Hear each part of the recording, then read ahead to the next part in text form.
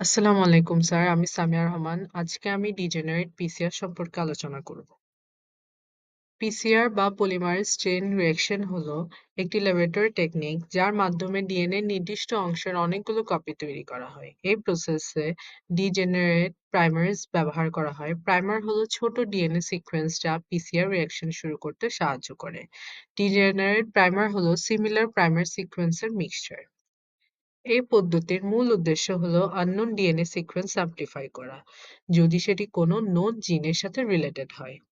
এটি অর্থোলগাস jeans identify করতে এবং জিন ফ্যামিলির নতুন মেম্বার খুঁজতে সাহায্য করে।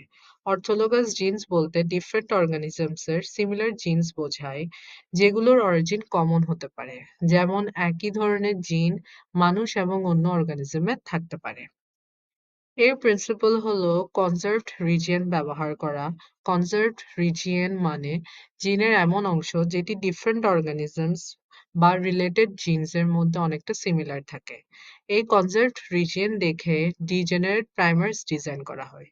যেহেতু প্রাইমারের মধ্যে কিছু ভ্যারিয়েবল বেসিস থাকে, তাই এগুলো সিমিলার কিন্তু এক্স্যাক্টলি সেম না এমন ডিএনএ টার্গেট অ্যামপ্লিফাই করতে পারে।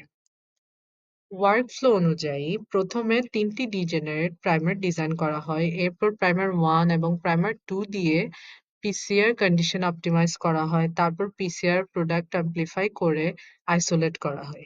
এরপর প্রাইমার 2 এবং প্রাইমার 3 দিয়ে আবার অ্যামপ্লিফিকেশন করা হয়। শেষে যদি পিসিআর প্রোডাক্ট পাওয়া যায়, তাহলে সেটি ক্লোন এবং সিকোয়েন্স করা হয়। আর যদি প্রোডাক্ট পাওয়া না যায়, তাহলে পিসিআর কন্ডিশন পরিবর্তন করা হয় অথবা নতুন প্রাইমার ডিজাইন করা হয়। সো ডিজেনারেট পিসিআর এমন ক্ষেত্রে খুব ইউজফুল যখন এক্সাক্ট ডিএনএ জানা না নেই, কিন্তু রিলেটেড জিন সিকোয়েন্সের সম্পর্কে কিছু ধারণা আছে। এই ছিল ডিজেনারেট পিসিআর সম্পর্কে আমার সংক্ষিপ্ত আলোচনা।